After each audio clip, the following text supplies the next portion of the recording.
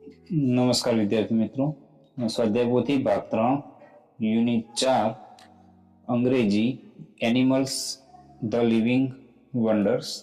તો એની અંદર સ્વાધ્યાય પોથીની અંદર જોઈએ તો પ્રથમ activity read the complete the poem using words given below. તો અહીંયા કૌંસમાં જે શબ્દો આપ્યા છે એના આધારે આપણે અહીંયા પોયમ પૂરી કરવાની છે. તો અહીંયા તો બધી પૂરેલી છે, અહીંયાથી ચાલુ કરીએ.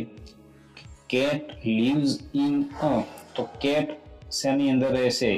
તો ટેલ, પ્રાઉડ, ટ્રી, હાઉસ, ગ્રેઇન ને માઉસ. એમાંથી જે સાચો શબ્દ છે એ આવશે house.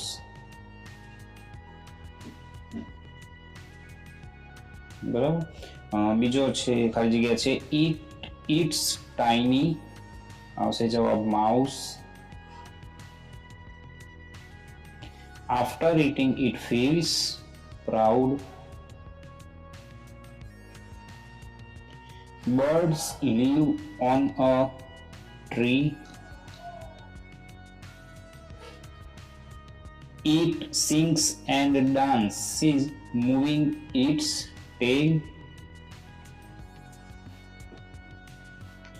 Comes to the ground to eat some grain.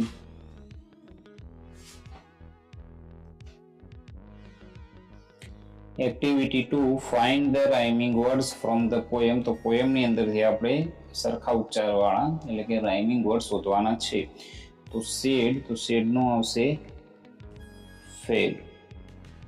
ડેન, તો એનું આવે છે મેન. નિયર, તો આવશે ડિયર. કેનલ, તો આવશે પેનલ. and house તો આવશે mouse. Okay. Then activity 3 read the poem and complete the words. તો અહીંયા જે પોયમની અંદર સ્પેલિંગો આપ્યા છે એ સ્પેલિંગોના આધારે આપણે અહીંયા આ સ્પેલિંગો પૂરા કરવાના છે.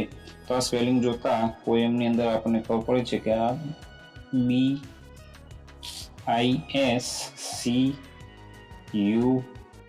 BISCUITS biscuits. બીજો છે EATING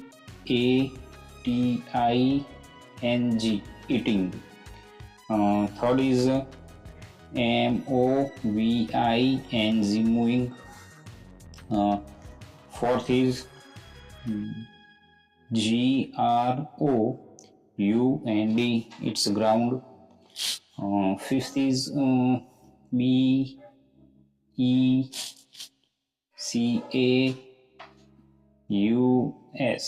હિયર એક ખાલી જગ્યા અહીંયા છોડવાની રહી ગઈ છે પણ બે છે તે સેટ થાય છે. અને 6 ઇઝ PEN.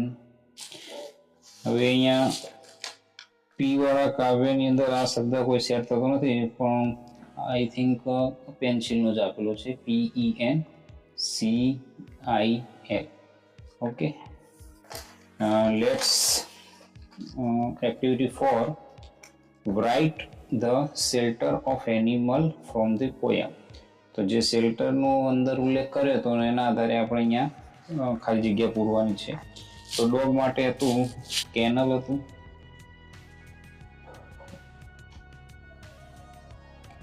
એન્ડ કાઉ માટે હતું શેડ. કેટ માટે હતું આપણે હાઉસ. બર્ડ માટે હતું ટ્રી. લાયન માટે હતું den. Okay. Activity 5 read the story on page number 36 to 37 and write T for true and F for false statement. તો અહીંયા જે પુસ્તકની અંદર પેજ નંબર 36 અને 37 ઉપર કેટરપિલર વાળું જે એકમ છે એના આધારે અહીંયા ટ્રુ અને ફોલ્સ લખવાનું છે. તો cocoon started eating the caterpillar. Okay. Eating creating છે પાર્ટની અંદર. એ ક્રિએટિંગ જોઈશું તો અહીંયા આવશે false. Appa gave plenty of food and water, એ પણ ફોલ્સ છે. A small hole appeared in the cocoon, it's true. And Appa tried to stop Hamid, it's also true.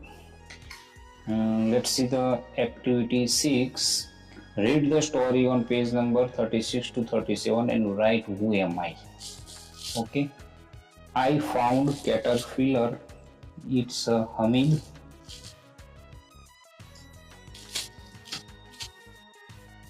Second, I started creating cocoon, it's caterpillar.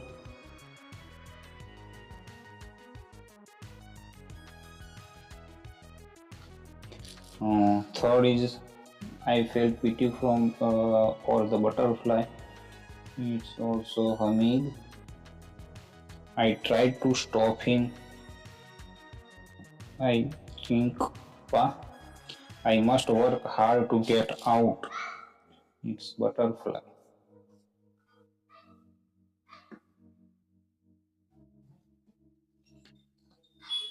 6. I was helping the butterfly,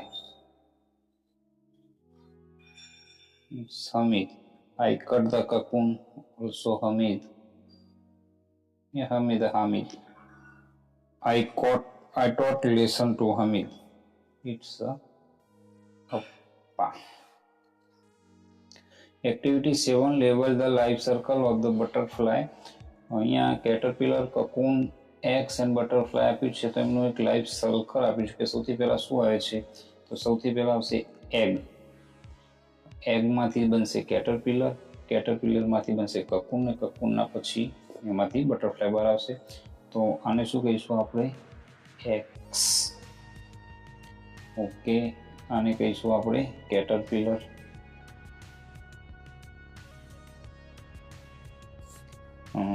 આ છે આપણું કકૂન અને એમાંથી butterfly.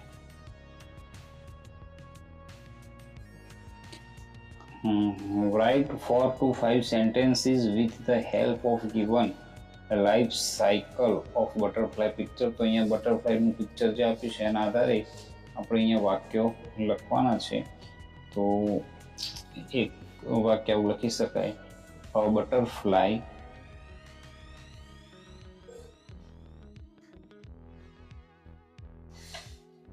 lays eggs on a leaf. બીજું વાક્ય એવું લખી શકીએ, the eggs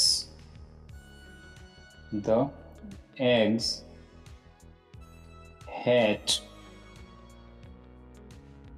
into a caterpillar.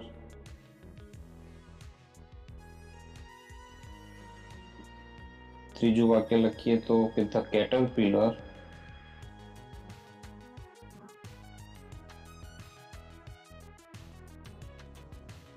grows and forms a cocoon.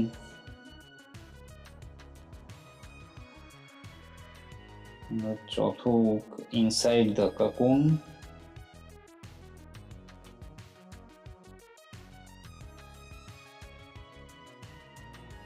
it changes into a butterfly.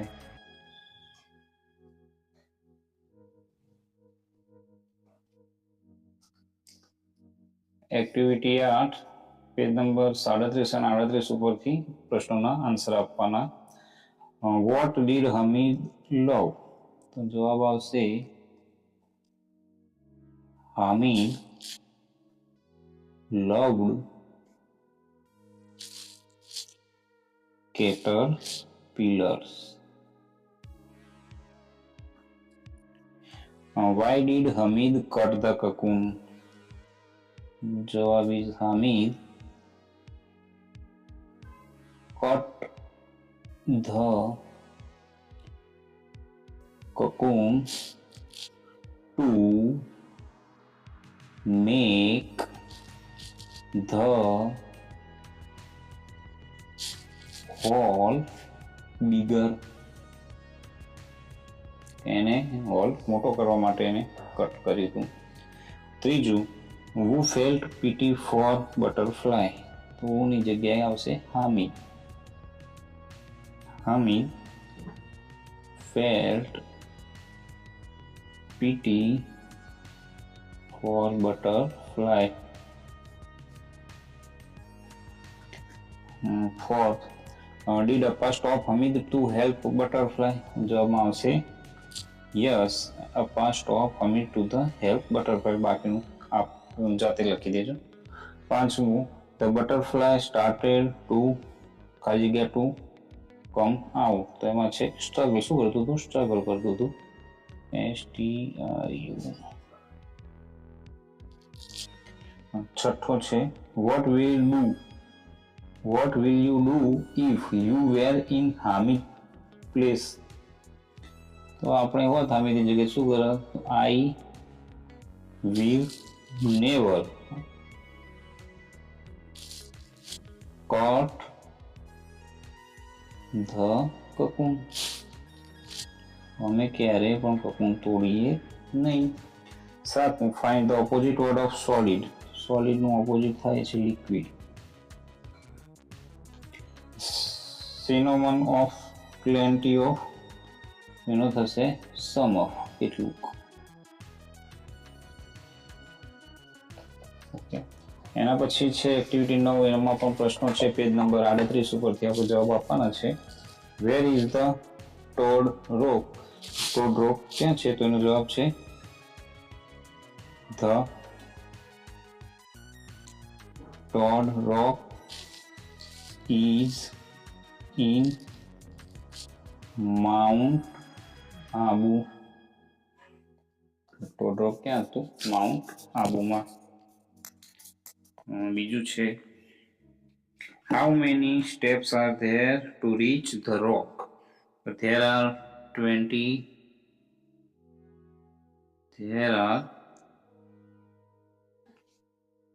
215 steps. બાકી આવશે are there to reach the rock. how can we go to Mount Abu? આપણે શેના દ્વારા જઈ શકીએ? તો we can go to Mount Abu by car, bus. Who needs extra care? તો કોને જરૂર હતી? તો old people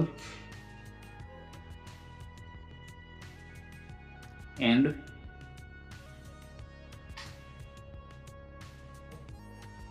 young children needs extra care. What should we carry with us? કે શું લઈ જવી પડશે આપણે? તો આવશે જવાબ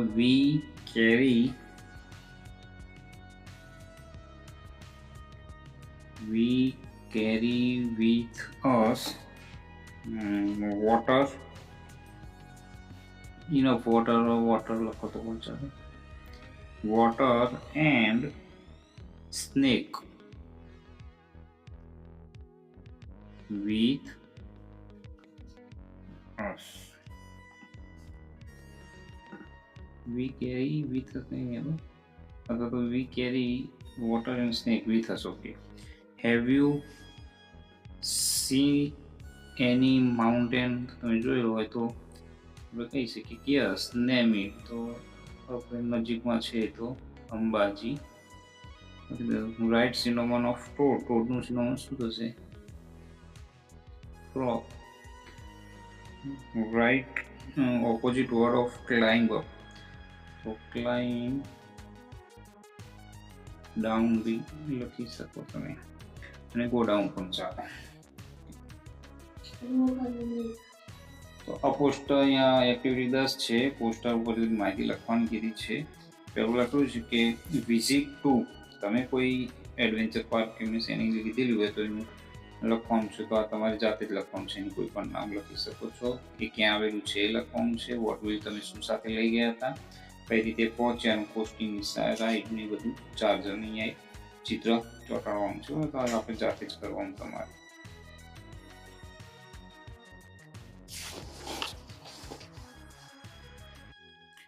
એક્ટિવિટી 11, અહીંયા બીચનું એક ચિત્ર આપેલું છે ને એના કૌંસમાં શબ્દો આપેલા છે. એ શબ્દોના આધારે આપણે 4-5 વાક્ય બનાવવાના છે. તો આપણે બનાવી શકીએ. પહેલું તો વાક્ય બનશે કે ચિલ્ડ્રન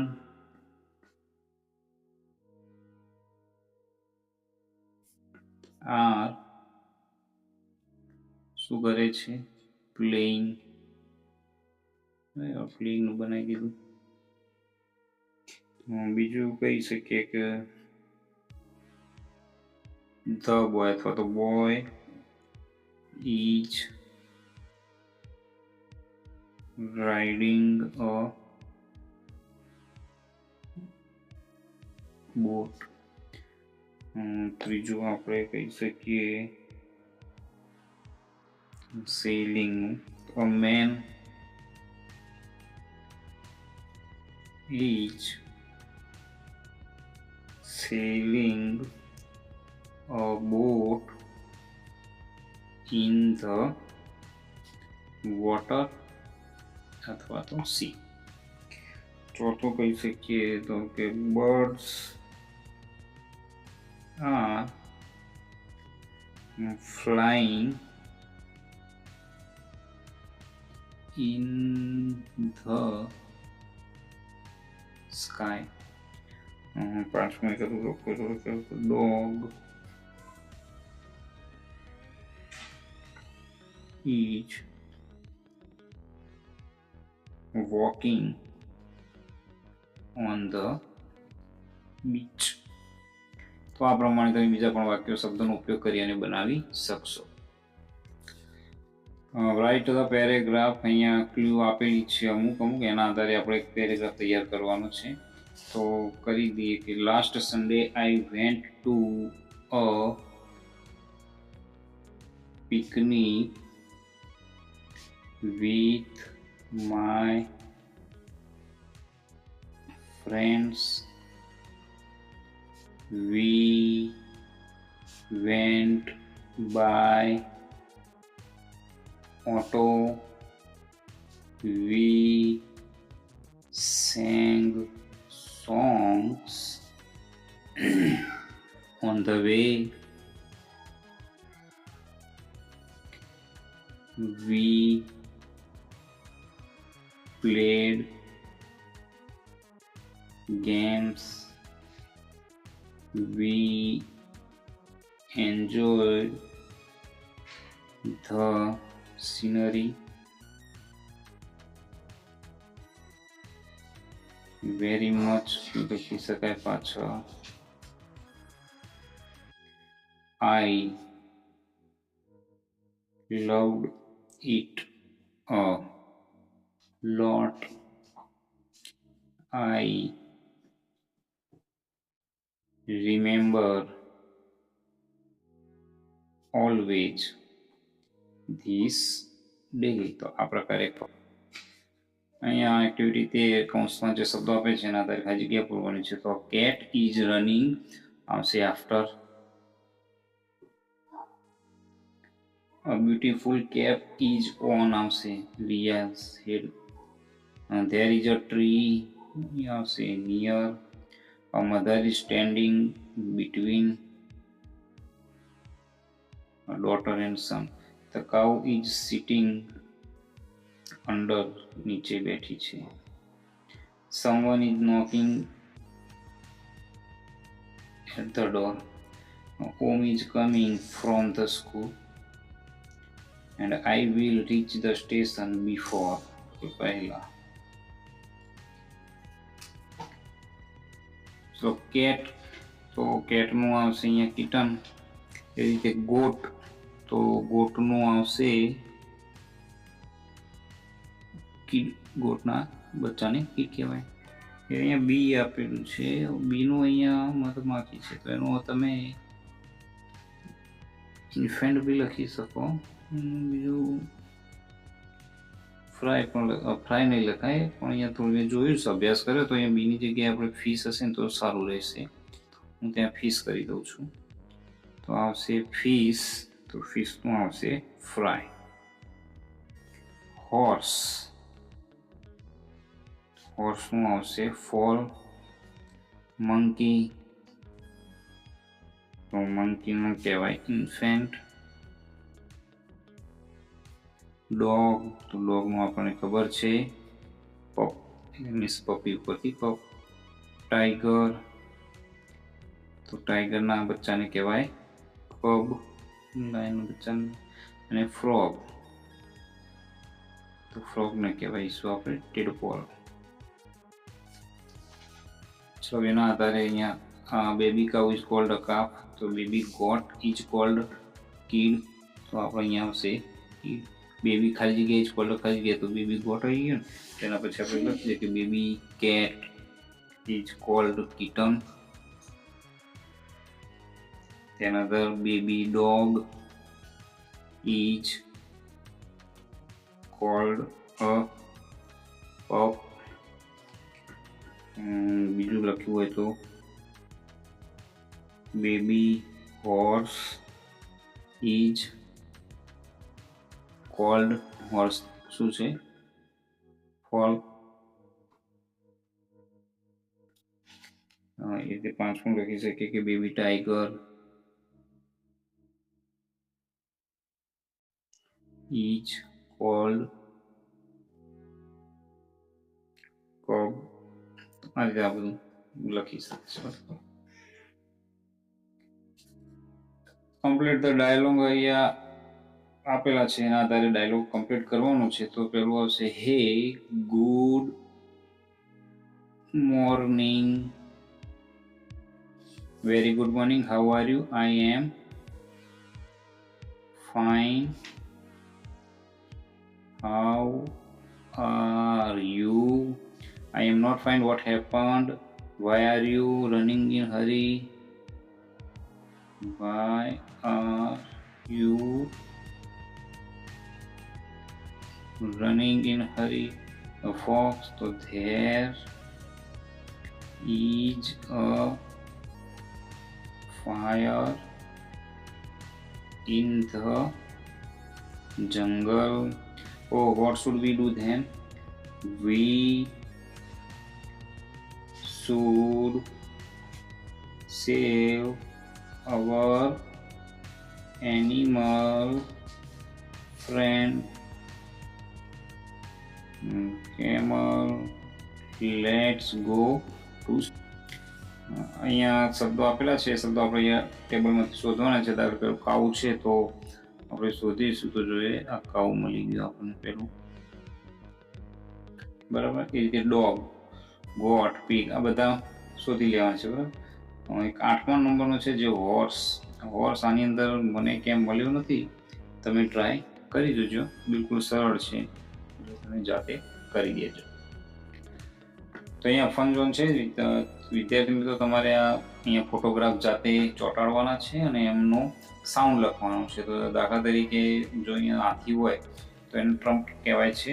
એ રીતે કદાચ જો અહીંયા તમે કેટ ચોંટાડો છો તો કેટનું આવશે મિયાઉસ. એ રીતે ડોગ હોય તો એનું બાર્ક. કાઉ હોય તો મૂસ. એ રીતે લાયન, લાયન માટે આપણે રોર લખીશું. ટાઈગર માટે બી રોર કહેવાય.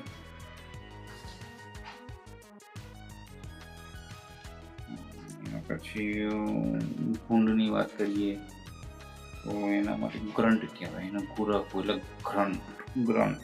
ઓકે, ગ્રન્ટ્સ. અને ગોટ મીન્સ બકરી માટે કહીએ તો બ્લેટ્સ, BLEATS, બ્લેટ્સ. એન્ડ હોર્સ, તો હોર્સ માટે ની, IGH. તો આ રીતે આપણું અંગ્રેજીનું હતું, બરાબર. સોલ્યુશનમાં કદાચ કોઈ ભૂલ હોય તો કોમેન્ટ કરજો.